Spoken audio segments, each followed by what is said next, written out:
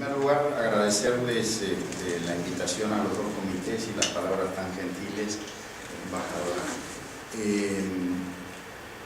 Entre otras cosas, también recordar que a mí me tocó hace 24 años decidir la política de biotecnología para la Argentina, creando la CONAVIA y reformulando el INASE, Instituto de Semillas. O sea, soy en buena medida responsable del maldito Yuyo y todo lo que ha pasado en la Argentina. Pero yendo al tema específico de lo que me pidieron que comentara hoy, empezando por lo que es la seguridad alimentaria. En realidad, este es un concepto que se empieza a elaborar a partir de una de las crisis alimentarias que hubo a principios de los años 70. En el año 74 se empieza a definir la seguridad alimentaria como la necesidad de tener una adecuada disponibilidad de oferta y en todo momento de alimentos. Después se va avanzando a otros conceptos, o se lo va complementando,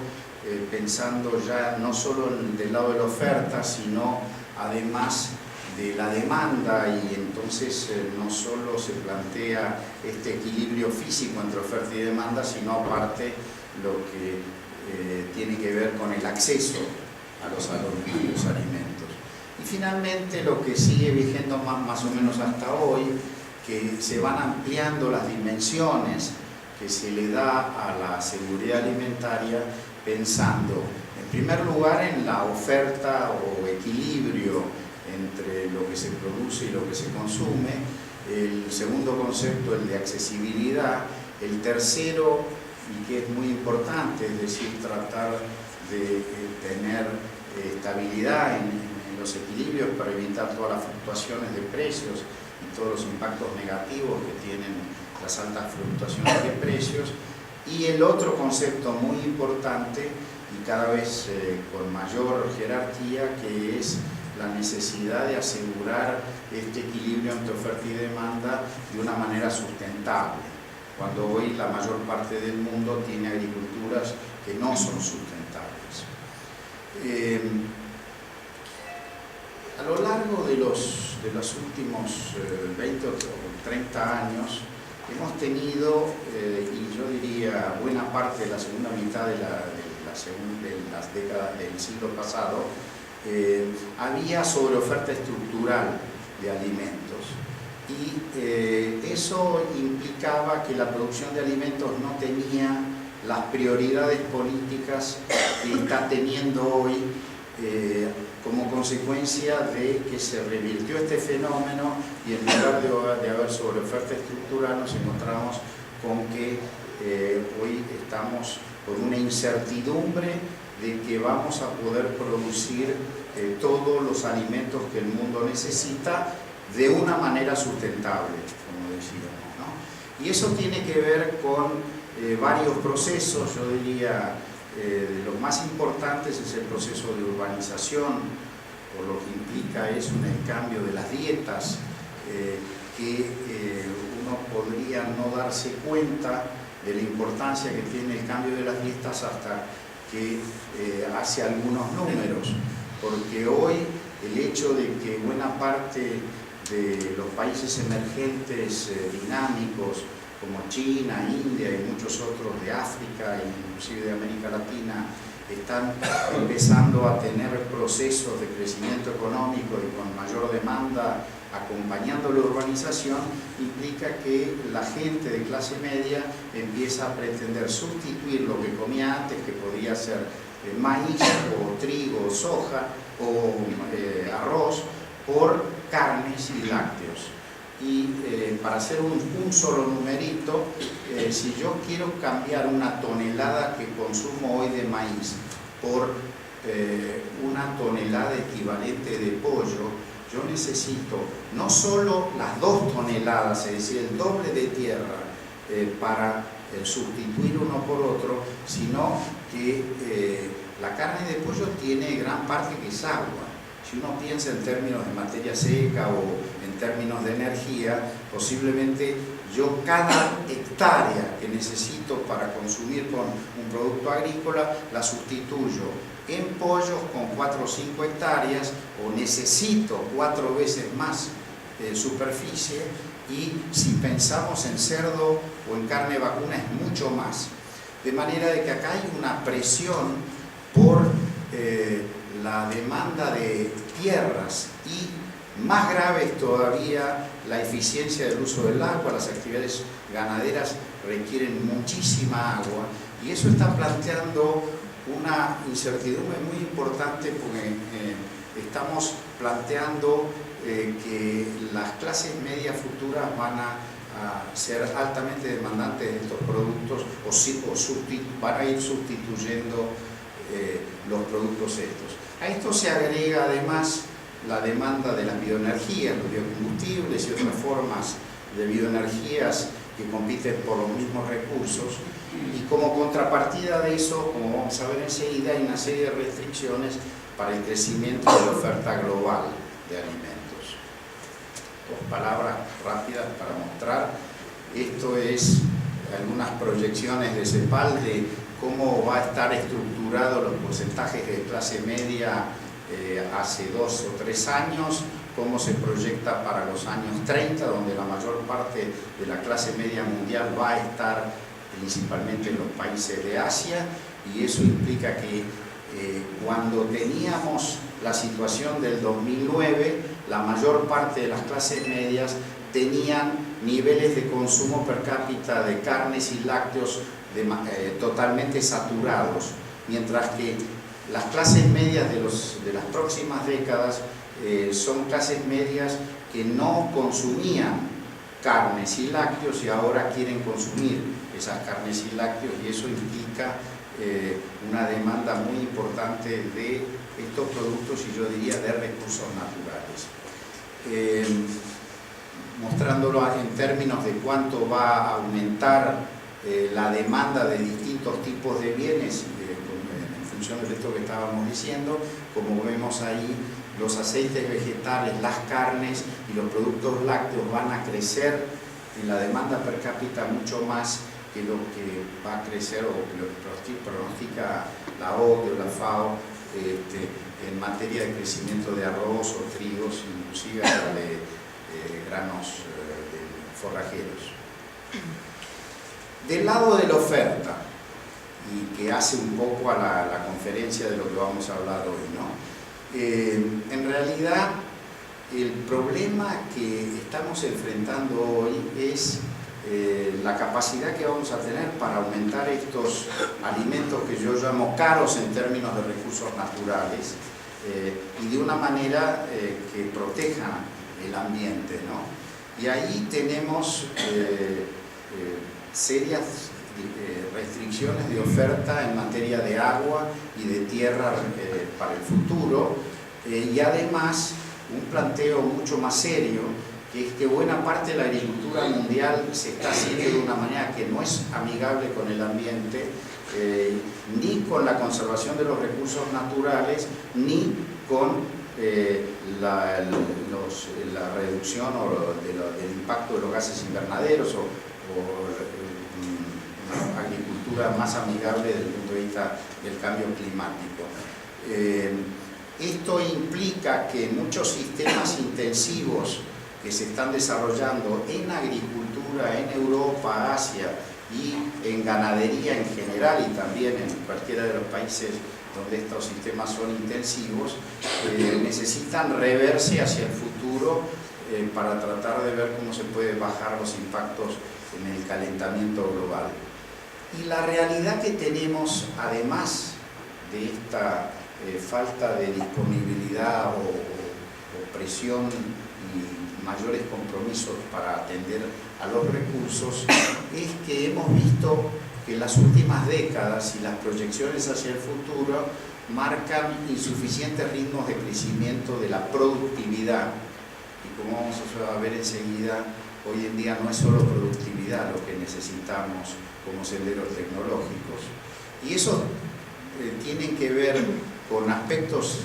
al interior de lo que está pasando en materia productiva, pero también como consecuencia de barreras comerciales. También hay otros factores que tienen que ver con la poca prioridad que se le ha dado a la agricultura en el mundo desde a partir de los años 90, con los cambios de políticas del Banco Mundial y la mayor parte de los bancos de desarrollo y las políticas nacionales que no promueven la suficiente inversión en infraestructura física y comercial, especialmente en los países en desarrollo, que no ayudan a evitar las pérdidas por cosechas y de desperdicios. Hoy estamos pensando que la tercera parte de lo que producimos, es decir, los recursos que usamos, se tiran o se pierden, lo cual es otro desafío muy importante que tenemos. Y además muchas políticas públicas de países en desarrollo están limitando el crecimiento de la oferta. Bueno, todo eso es un paquete general que hace al diagnóstico sobre los problemas de seguridad alimentaria. Ahora vamos a tratar de concentrarnos un poco más en lo específico, pero antes de eso, algunos datos. Una alternativa para aumentar la oferta es la tierra. Cuando uno mira las proyecciones o los análisis de FAO u otros organismos, lo que vemos es que a nivel global los países industrializados tienen que reducir el área dedicada a la agricultura. En los países en desarrollo hay solo dos regiones que pueden expandir su área, una es África y otra es América Latina. En África, por problemas culturales y de organización de la producción, las posibilidades de poner o de expandir mucho la producción no son tan claras en un periodo, en un horizonte más o menos cercano, de manera que la única región del mundo que queda como una región que puede agregar tierra a la oferta mundial y no solo productividad, digamos, es nuestra región, particularmente el Cono Sur. Lo mismo pasa con agua. Cuando miramos las grandes regiones del mundo emergente, lo que decíamos de Asia, el Medio Oriente, el norte de África, vemos que la disponibilidad de recursos de agua son muy escasos. Lo contrario sucede de nuevo en nuestra región, que tiene un enorme potencial subutilizado en materia de agua que se puede usar para la agricultura, para la producción agrícola, para mejorar la oferta y la estabilidad, a diferencia de lo que pasa en Asia, especialmente en países como China, donde cada vez esta oferta de agua va a competir más entre el agua dedicada a la irrigación y el agua dedicada al consumo humano, de manera que ahí hay un desafío muy importante de parte de ellos de ver cómo pueden mejorar la eficiencia o eventualmente cambiar el tipo de intensidad productiva, el tipo de cultivos y actividades productivas.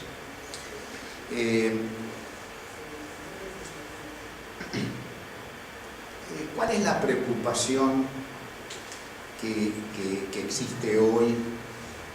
Ahí están puestos en las barras azules cómo viene cayendo el aumento de la producción, las tasas de aumento de la producción, que en la década del 80 eran más o menos para el total de los alimentos alrededor del 2,5% anual,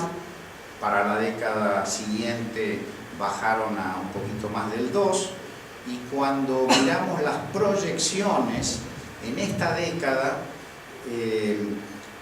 estamos en torno del 2 y pico, pero para la década próxima las proyecciones de aumento de la oferta mundial, según FAO, están en torno de menos del 2%. Es decir, venimos disminuyendo el ritmo de crecimiento de la oferta de alimentos que tiene que ver con la menor incorporación de tierra y insuficiente aumento de la productividad, que es el otro factor muy importante. Y así es como estamos hoy, con estas proyecciones que plantean inseguridad alimentaria o inseguridad en la capacidad que va a tener el mundo para poder abastecer esta demanda creciente, especialmente en los países emergentes, y esto ha implicado que a nivel global los distintos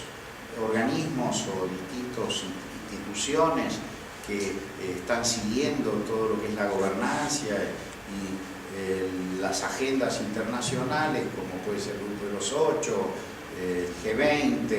y el World Economic Forum y otros foros internacionales, lo que se ha empezado a replantear es la importancia que le hemos estado asignando en las últimas décadas a la política de innovación e inversión en materia de producción de alimentos y a las prioridades que le estamos dando para el conocimiento de los recursos naturales y el ambiente. Y yendo a un tema un poquito más específico de lo que yo quería hablar hoy, acá hay un problema no solo de las prioridades, sino de las estrategias que se han estado siguiendo en materia de innovación y en materia de comercio mundial y que nos pueden dar oportunidades o nos están creando algunas limitaciones.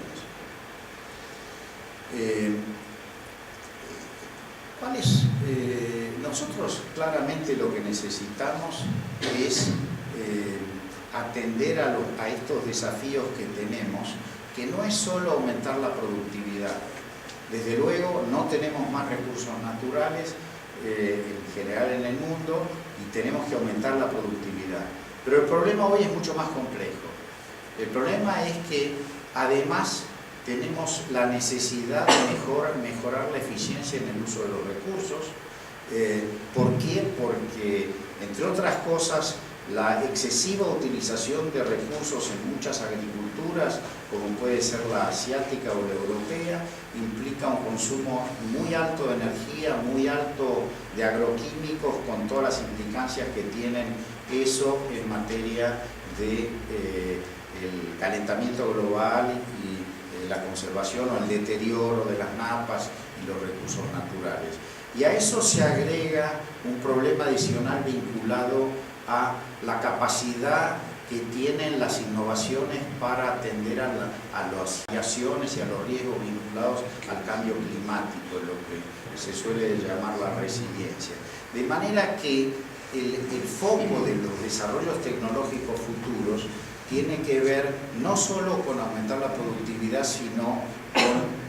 mejorar la eficiencia del uso de los recursos y la resiliencia. Y ahí lo que hemos visto es que la genética y en gran medida la biotecnología son un componente estratégico para aumentar la productividad, pero además para mejorar la calidad, la eficiencia y la resiliencia. Hoy en día la utilización de productos biotecnológicos nos permite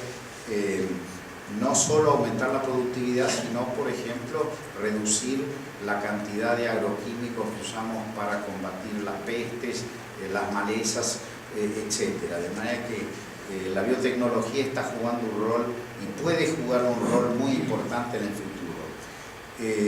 La evidencia empírica de la importancia que tiene la biotecnología es los senderos que han seguido distintas regiones del mundo. Y como vamos a ver enseguida, América del Sur y América del Norte han aumentado sus productividades en las últimas décadas en mucho mayor medida que el mundo, y en particular de Europa, que es uno de los países como Japón, que tiene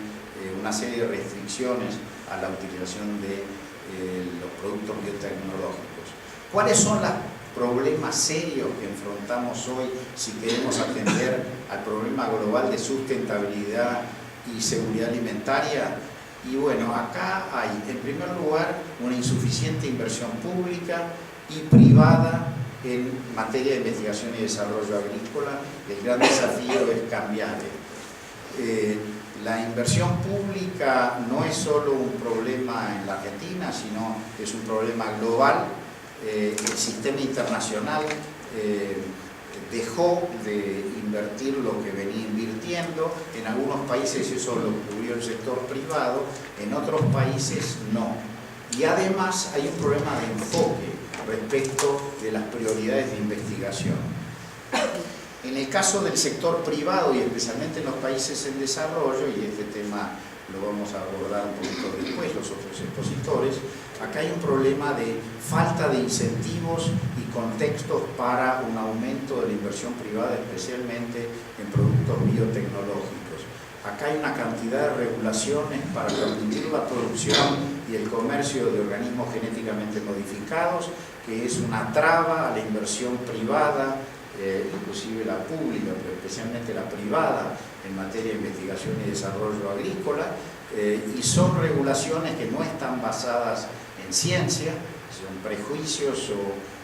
intereses de los consumidores, intereses particulares, y además hay contextos insuficientes en materia de protección de la propiedad intelectual en muchos países en desarrollo, entre ellos el nuestro. Además de esto, no solo está el problema de que no se permite producir, no se dan incentivos para aumentar la productividad con productos biotecnológicos, sino que muchos países ponen barreras, que en algunos casos son arancelarias, en otros casos son pararancelarias. Las más importantes en este tema son las pararancelarias, y lo más grave últimamente es la emergencia de una cantidad de normas privadas que de nuevo no están basadas en ciencia y por lo tanto están cuestionando la sustentabilidad o el equilibrio general. Dos palabras para mostrarle algunos datos de los errores, de cómo creció América mucho más que Europa y que el mundo, y eso tiene que ver con, entre otras cosas, con las estrategias en materia de biotecnología. Acá hay un trabajo que hizo Wall de Estados Unidos que muestra los rendimientos relativos, cómo gradualmente los europeos van perdiendo competitividad, es decir, disminuyendo su productividad en relación a Estados Unidos, y mucho más si nos comparamos con nosotros, que tenemos tasas de crecimiento en algunos productos mayores todavía que Estados Unidos. Y bueno, y para sintetizar un poco, ¿qué pensamos nosotros? En el CARI hace 2 años pensamos que estos temas de seguridad alimentaria son muy importantes y decidimos hacer una acción conjunta que venimos desarrollando con instituciones importantes de Brasil, Paraguay y Uruguay. En Brasil la Fundación Getúlio Vargas, FIES de la parte agropecuaria y la Federación de Industria de San Pablo, una asociación de las cadenas. En Uruguay y Paraguay también instituciones parecidas. Lo que hemos hecho por ahora es un libro y estamos tratando de participar en distintos foros, entre otros para plantear que todo lo que es la regulación en materia de uso y aplicaciones de tecnología tiene que basarse en criterios científicos, y estamos haciendo algunos trabajos para mostrar esto. El otro tema es la necesidad de aumentar la inversión en investigación y desarrollo, pero además revisar las estrategias. Estamos en este momento con APRESID y con otras instituciones viendo de tener propuestas para que se reenfoquen las prioridades. Por decir algo, la agricultura mundial, que desde nuestra perspectiva es sustentable, se hace en el 8% del planeta. En Europa están tratando de pasar de eso a lo que se llama el greening agriculture, que no es realista porque no va a permitir alimentar al mundo. Nosotros hemos desarrollado un sistema que no es simplemente la plantación directa, sino que es un sistema de rotaciones y demás, que se aplica principalmente en Sudamérica y algo en Estados Unidos, y muy marginalmente en Europa, que es un sistema sustentable, pero que no tiene el apoyo científico mundial, y entendemos que por eso hay que revisar las estrategias a nivel global, para tratar de tener una salida que al mismo tiempo sea productiva, eficiente, pero sustentable. Pensamos que además hay un trabajo muy importante, especialmente para África, en materia de nuevo revisar los enfoques tradicionales de transferencia de tecnología hacia enfoques mucho más participativos de asistencia técnica a los países en desarrollo, como lo hace en BRAPA, como hay pequeñas iniciativas de la Argentina. Creemos que hay un gran capítulo que es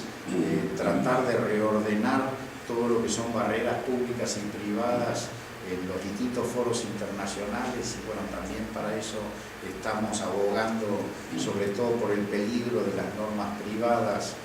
no basadas en ciencia. Pensamos que hay un tema de mejora de desempeño de los mercados locales e internacionales, pensamos que hay una deficiencia en materia de inversión en infraestructura física y comercial, y pensamos que todos los países, entre ellos nosotros, tenemos que hacer políticas macroeconómicas y sectoriales que tiendan a la promoción de la inversión, la producción y el comercio internacional, porque en la medida en que uno hace políticas que discriminan contra la agricultura, finalmente lo que hace es ir en contra de las rotaciones, en contra de la sustentabilidad. Bueno, creo que me pasé medio minuto. Bueno, muchas gracias.